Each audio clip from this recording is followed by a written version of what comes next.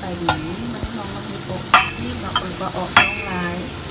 พวกกระสิบตัวเนื้อมันก่อนนะคะกับใส่ไปเด็ด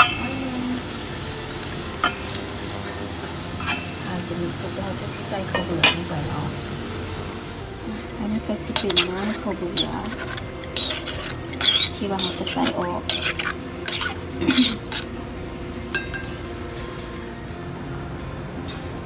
อันนี้เขาก็เป็นการใส่ข้าวเบื่อเป็นที่หัวแล้วเนาะ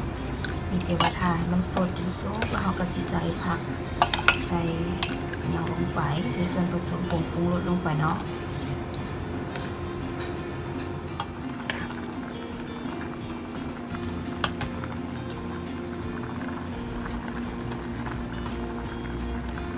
ตอนสุดท้ายเราก็ใส่ผักชีผักโขมผักตูเนาะ